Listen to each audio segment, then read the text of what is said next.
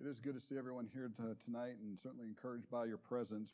I want to talk to you tonight, though, about something that, of course, we've been looking at ways to glorify the Lord on Sunday nights. And what we're going to be looking at tonight is something that can greatly affect every one of us as a Christian in negative ways if we're not careful. And we may not even realize we're doing it. And that is negativity.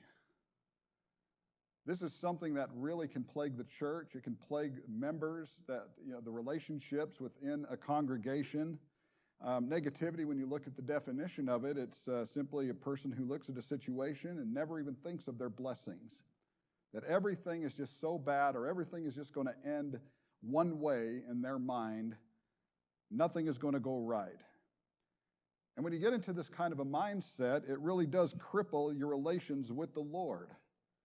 It's nothing good that's going to come of it. And it doesn't matter how much we pray, how much we might come to worship on Sunday, how much we even study our Bibles. If we stay in a negative mindset, it's going to be counterproductive to it. But it can also glorify the Lord when we recognize that we might be negative and work to resolve that negativity as well. When the Christ can look down and see those who want to please Him and see us working to overcome something like this, it really does please Him and it glorifies Him with this. But I want to look at some certain things tonight that are affected by negativity. And hopefully if we are guilty of it, that we can do kind of a self-assessment and realize, look, I need to correct this. And there's nothing wrong with admitting that we're wrong and that we do need to correct things. In fact, that's going to put us in that position to strengthen that relationship with Him and certainly strengthen ourselves in the church and in the body of Christ. First thing I want to look at tonight, though, is how it affects attitude. Attitude is something that I think a lot of us can run into. I mean, we have a bad day or we're in a bad mood and people notice it. Some, I think, wear it on their sleeves more than others. But this is someone who looks at the worst side of a situation before it even happens. They're already, they see something that's going on, or they look at a decision that has to be made, and already they lose hope in the future. They've already decided that it is going to have the worst possible outcome that you can have, and that nothing's going to be resolved. They always expect the worst. In fact, it's interesting because, that's pessimism right there, isn't it? And when you look at many times a pessimist has a self-fulfilling prophecy. And they fulfill that prophecy because they've already decided what the result is going to be. They've already come to the conclusion of it, that nothing good is going to come of it. And you have a mindset like that, it's most likely going to happen. We're never going to do anything if we decide that it cannot be done. They also look at different situations and very seldom has any good to say about anything. Have you ever noticed someone like that? It doesn't matter what it is, that they just complain consistently about something. Something comes up, an activity comes up or fellowship comes up, we do something in the congregation and just they always have something to say. They always have something negative to say about it. They complain about it, but they never seem to contribute to it. You known someone like that? They're always just a downer, and it doesn't matter what you bring up, no matter how encouraging it might be, something always has to be wrong with it. I know some people, it almost seems like they're just, they're not happy unless they're mad at something or upset at something. And it really is, it really does weigh on you. And for one thing, it makes other people not want to be around you. But you think of what that does when we constantly, if we constantly have an attitude like this, of what it does to the church and how it reflects other people and how other people in the congregation or in the church might see. They don't want to try anything new because it's already going to be a failure. They've already decided they're not willing to take a risk on anything because they already think, well, this isn't going to work. Forget about whether or not they've even tried taking a chance on it. Whether it's a new program or whether it's an idea that someone might come up with trying to expand or encourage other people or getting the congregation to grow. I've seen places where it's just so exhausting. It's defeating because they have people that just already decide, well, that idea can't work. Well, have you tried it? Well, no, but I know it's not. But then they say, they complain that nothing's getting done, and it's just this ridiculous, silly cycle that kind of goes around and round, and then there are no conclusions for it. But it can affect our attitudes if we're not careful with it, with this negativity. Something else that it can affect is our behavior. In fact, if we let it begins with our attitude, doesn't it? First, we start acting that way, or we just start deciding that it can't be, and then we start behaving it. We start acting on what the attitude is. These are people who are never satisfied with anything. There's discontent. So not only are they saying, well, nothing's going to work, but if it does work, since I've already decided it's not going to work, then I'm just discontented with it, and I don't like it. I can't like it because I've already decided that, what you come up with, or what anyone does, isn't going to be like that. And if you're not ever satisfied or content with anything, you're definitely not going to be happy about it. And so you think of just how one thing can stack on top of another to just build and build and build. And a lot of times, as I mentioned, we don't even realize that we might be doing it. If you turn back to Numbers chapter 11, we see an attitude like this, behavior like this, regarding the Jews. In Numbers chapter 11, beginning in verse 1, these people start complaining. Moses records this kind of behavior. How interesting that is, that God would have Moses. There's a lot of good that the Israelites did and a lot of encouragement they provided Moses. But how interesting it is that God said, I want you to record everything that they did wrong as well. He doesn't hold many punches with it. And so he writes, now when the people complained, it displeased the Lord. Well, that's what complaining does, because there's never any good that comes from it.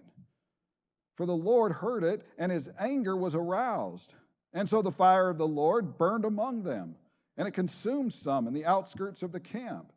Well, then the people cried out to Moses, and when Moses prayed to the Lord, the fire was quenched.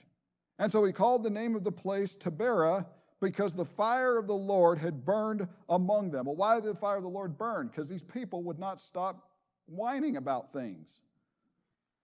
You look at verse 4. Now the mixed multitude who were among them yielded to intense craving. And so the children of Israel also wept again. And they said, well, who's going to give us this meat to eat? And then they said something interesting. And they always went back. In fact, they went back several times to this whole lifestyle that they had before they were free, before they were out in the wilderness. But they said, we remember the fish which we ate freely in Egypt. The cucumbers, the melons, the leeks, the onions, at least they fed us. What are you giving to us, Moses? What's God given to us? The onions, the garlic. But now our whole being is dried up, and there's nothing at all except this manna before our eyes. And so God, no matter how much God gave to them, they were never satisfied, were they? In fact, they were so not satisfied that they just said, well, we want something more. We want something different. Forget that God is, sustaining them and bringing them through the wilderness and giving them this freedom that they've never had in their life. They just kept complaining. They wanted more. Isn't that what the world is like today? You think about those who are out in the world today, filled with negative, ungrateful people who are just never satisfied with anything. And folks, it is really, it catches on. And it can build. And we need to be careful because we see the world start complaining. And if we're not careful, we start getting caught up in all these conversations and these discussions. And before we know it, we are right there with everyone, complaining about different people, complaining about different situations of which we have no control over anyway. You think about all these issues sometimes that we have. And politics is famous for it. Because every politician, doesn't matter what it is, they're wrong, right? No matter what you say, no matter how, whatever kind of idea it is, no matter how it's going to help someone, it's always wrong. I don't know how they even do this. But we just start complaining about it and get caught up with other people complaining about it, and I can't control it. And it seems like the more I can't control, the more I just keep talking about it. And meanwhile, what do? We come to worship on Sunday, we come to our Bible classes, and we say, well, we ought to be praying for all these leaders of the nation, and we say that on Sunday, and then the rest of the week is spent complaining about all these candidates and the horrible decisions they make and all these issues that are at hand. And no wonder we get it nowhere. And all it does is it just creates this wall, and it just builds and builds and builds. And we can't control it. And that's what happened with these Israelites, and it's what's happened with people today. We're just never satisfied with anything in the world. Instead of being thankful for different things that we might have, we forget all the things that we've been given, and we just complain about what we don't, or complain that things just aren't going my way, complaining that things just are not how I want them to be. And meanwhile, we're doing all of this without even realizing that we're doing it, never realizing the fault that we're at. Every one of us has probably been in that situation. And that's why we need to be mindful to correct it. Negativity also affects our proficiency as a Christian. You think about that. When we keep complaining, think of how the world and other people, and possibly young Christians, people that might be wondering what this gospel is all about, because we're trying to reach people and they're trying to set the example for them, and we talk to them, and that's great. But then they see us complain, and what's going to happen? For one thing, it's counterproductive. Think of someone who watches a Christian finding fault in everything else except for himself. I'm complaining about everyone else, complaining about every other situation, and meanwhile I'm trying to conduct Bible studies, and they see me complaining about all these different things. How is that going to end? It's infectious at that. Meaning that it often rubs off or influences other people. You start complaining, and other people catch on, and and you have friends. They hear you doing it, and they're going to start doing it. Kids are going to watch you do it, and they start doing it. Other people in the congregation start doing it, and watch you, and they start doing it. When you think of what Paul said to the Galatians. You look over Galatians chapter 5. And of course, Paul had a lot to say to them. That's a congregation that really needed correcting with their attitude. Thankfully, they did turn around.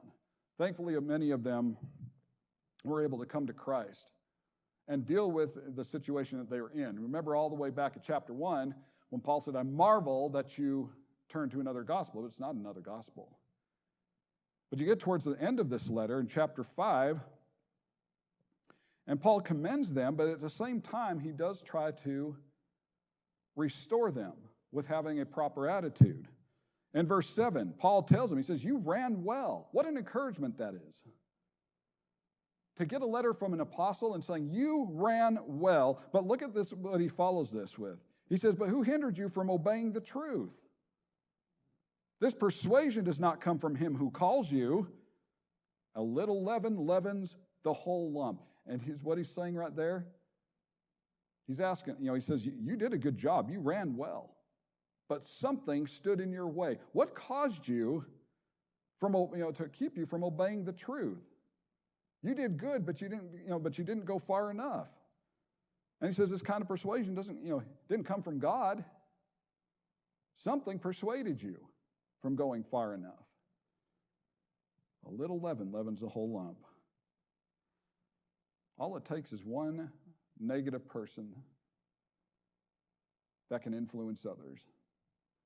And one person to start listening to it, and then two people that start listening to it, and pretty soon we fall right back into it. It also damages our ability to lead others to Christ. You think about that. How can I make someone want to be a Christian if they just see me negative all the time? Why would they want to be? Why would they want to be a part of that? We're trying to show the world our light. That's what the theme is of our upcoming Youth Day, and I think it's the Ladies' Day as well.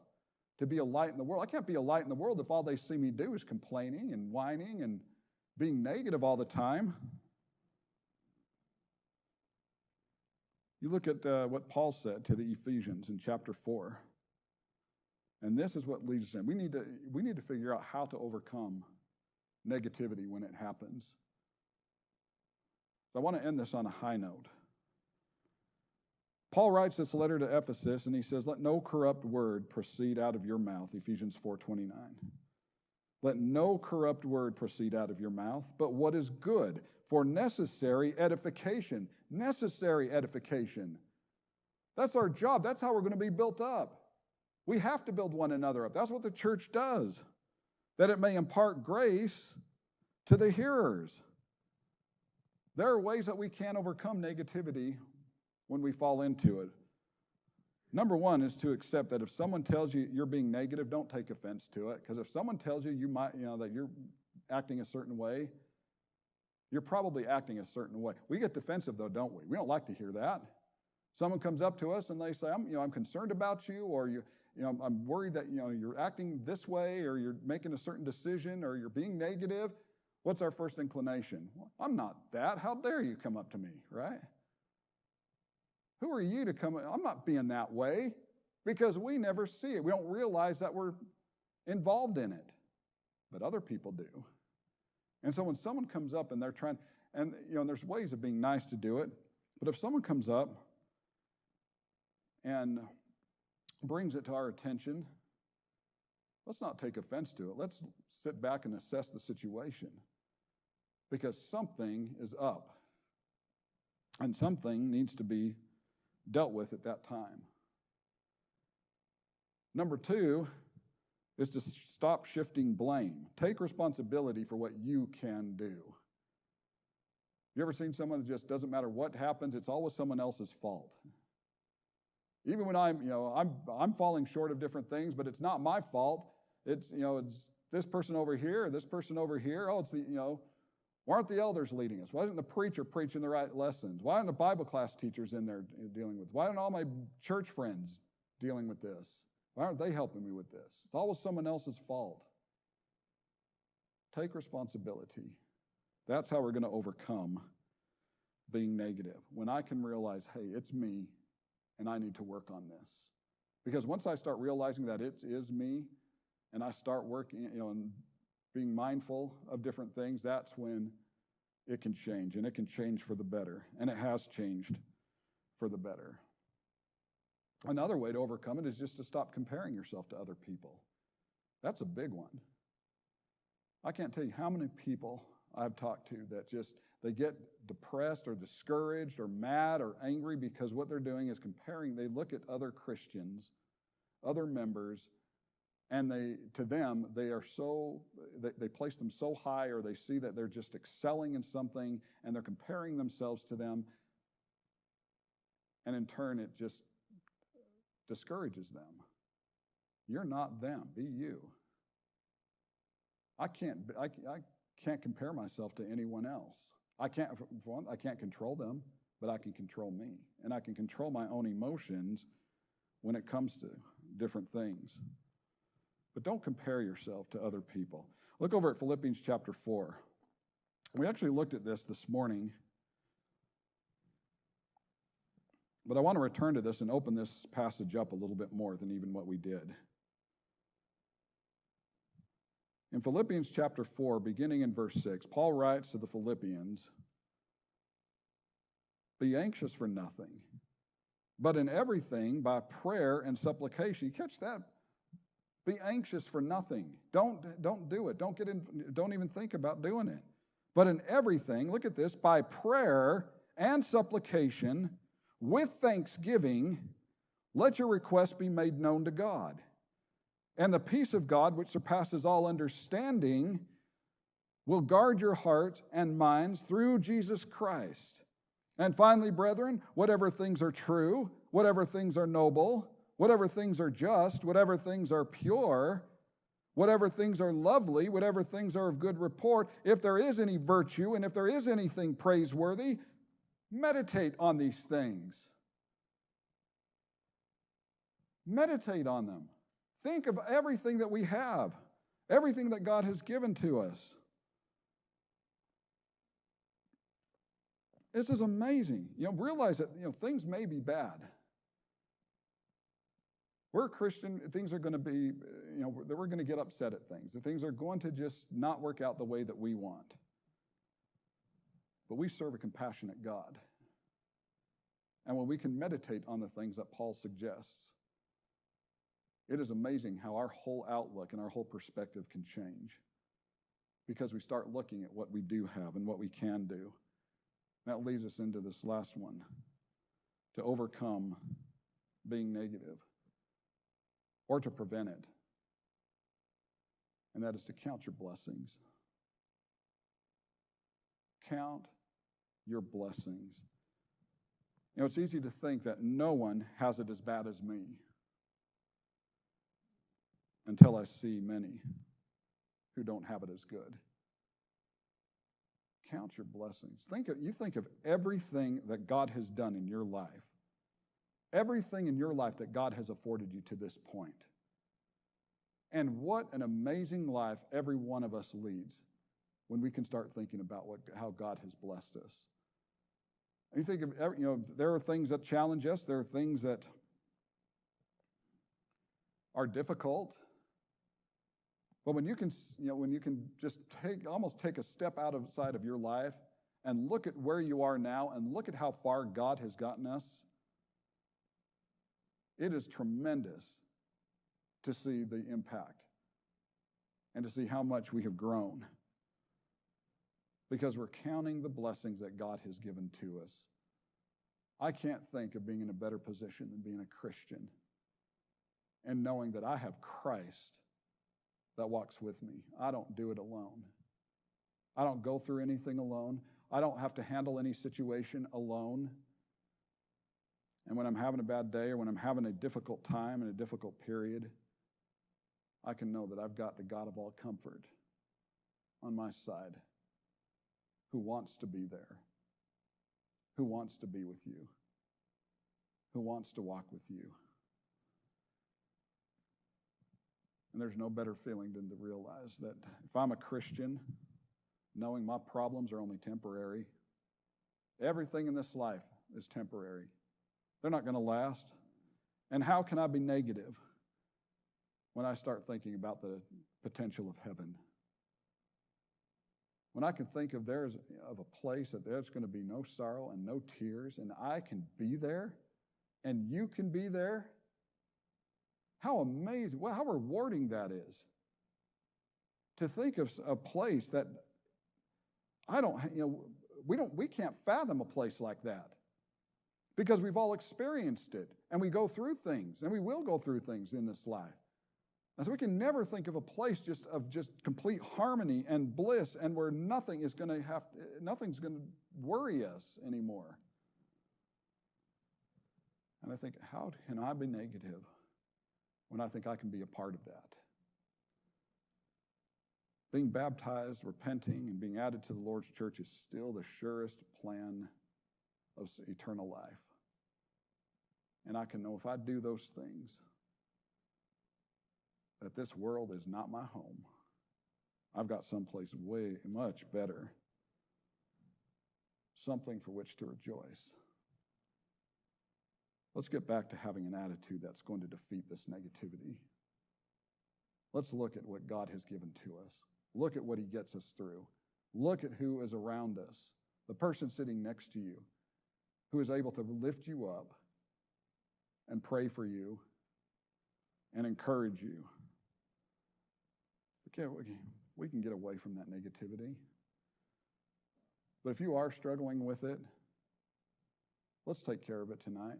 I want to encourage you to come forward so that we can pray for you. Because that's the best way to do it, is to bring your church family into it so that every person has a chance to pray for you so that you can get back on track to being with the one who wants you the most. Let's stand and sing.